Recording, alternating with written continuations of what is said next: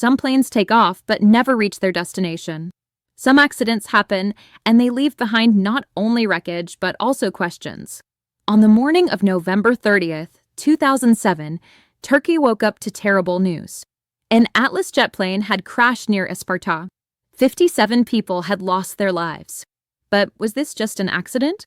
Or was there an assassination attempt behind this incident? Because there were no ordinary passengers on that plane. There was a future that Turkey wanted to draw for itself in science. The story I will tell you now is not the story of a flight. I will tell you the trace of a nation's future buried in the sky.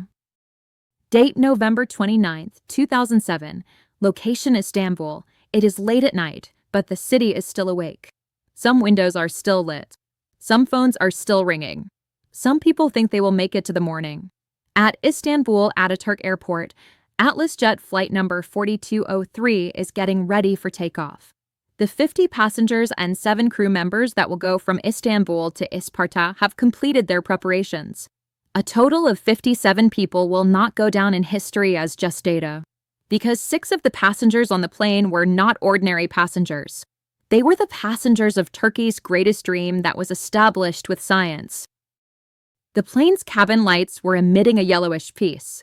Passengers were settling into their seats. Most were silent. Some had their heads against the window, some had their eyes closed. They thought that this night's flight would be very short. But Engin Arık, sitting in seat 6A, was thoughtful. He had papers, notes, and a project file in his suitcase. Fatma Senil Boydag, sitting in the seat next to him, was looking at her tablet. They were setting off to talk about science.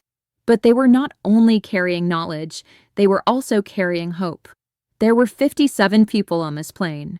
But in fact, another possibility of the future was flying. The time is 0:51. Our plane starts to take off from Ataturk Airport. As the night lights of Istanbul slowly fade away, the dark sky takes in 57 people. But this is no ordinary takeoff. This is the journey of people who took steps to establish Turkey's own particle accelerator. Not only the passengers, but also science, the future generations, technology, and independence are flying on this plane. Everything is normal in the cockpit. Lights, indicators, signals. But sometimes fate decides outside those indicators. The Atlasjet plane has completed its ascent. The pilots are talking in the cockpit. The systems are normal. The lights are steady. The cabin is peaceful. But something changes on the route. On the route from Istanbul to Isparta, the plane drifts a few degrees from where it should be. This deviation, which was not noticed at first, will take them into the mountains in the future. The tower says, "You are ready to land." The pilots confirm. But none of them know that the plane is no longer going in the right direction. This silence is the most dangerous state of the fall. No device warns, but the sky has already started to give signals. The time is 1:36. The plane starts to descend 18 kilometers before Isparta. The pilots put their hands on the rudder. The landing gear is open. But this landing will not be at an airport. Captain Serhat Özdemir raises his head after a short silence. There is an unexpected darkness in front of them. They are heading towards the top and the tower is still not talking. The pilot makes a move in the last seconds. A last-minute attempt to rise, but it is too late. The tail hits the ground first.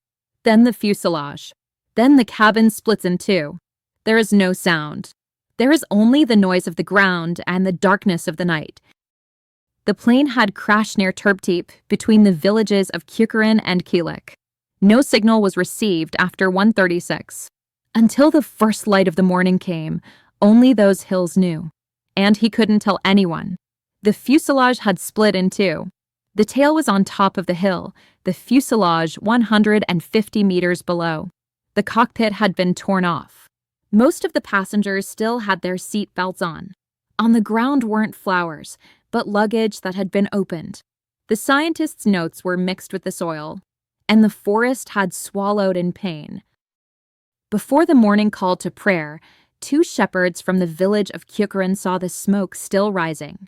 They thought the forest was burning. But when they got closer, there was no burning tree, no living sound. Just a pile of shattered metal and silence. The first villagers to arrive parted the branches with their hands. This time, The women collected ID cards instead of flowers. Then the gendarmerie arrived. Journalists arrived. Turkey tried to understand what had happened. But the real deal was there. On the side of a mountain lay the silenced dream of a nation.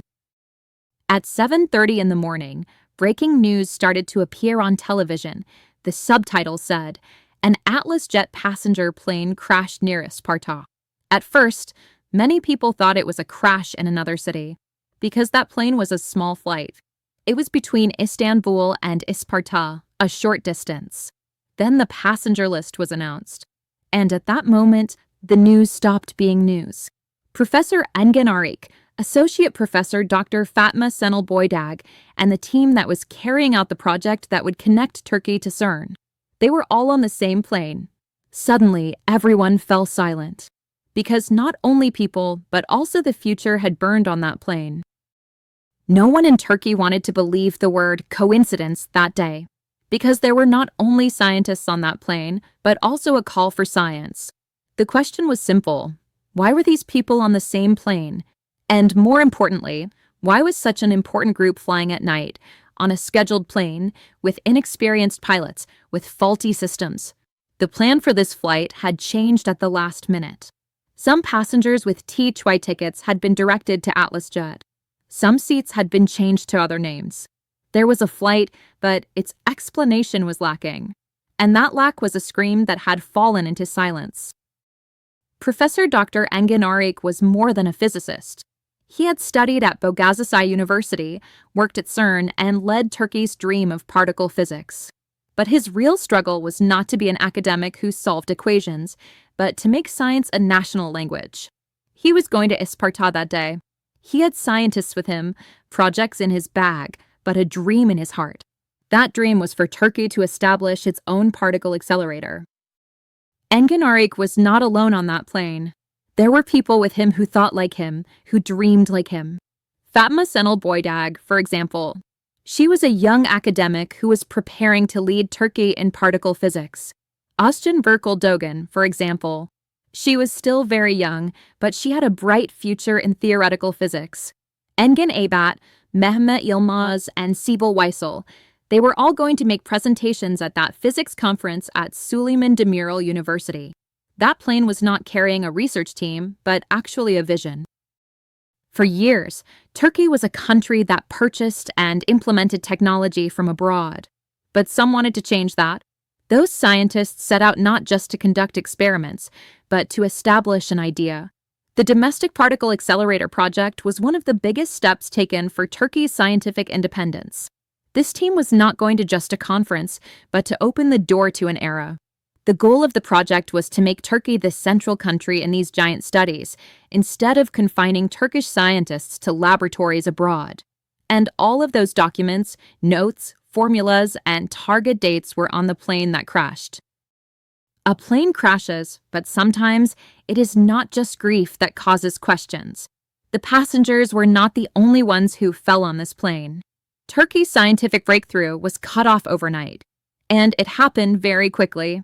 Very coincidentally, a very unplanned but very deep fall in details. The plane system was faulty. The pilots were inexperienced. The route was off. Communication was delayed. And more importantly, there was no EGPWS, the ground approach warning system. Did all these deficiencies come together by chance? Or did someone ensure that this plane would not reach its destination? EGPWS. That is, Ground Proximity Warning System. This system warns the pilot before hitting a mountain. And since 2005, it has been mandatory on all planes in Turkey. But this plane did not have the system. Or it did, but it did not work. Some reports say that the device was installed in Eritrea and the certificate of conformity was missing. In other words, the pilots flew blind. But were they really blind, or did someone leave them in the dark? A deviation from the direction, a tower that responded late, inadequate training, an unplanned flight, a shortage of spare parts, and 6 scientists in all of this. Was this a chain reaction of errors? Or was it a very carefully constructed chain? Flight 4203 was not initially planned.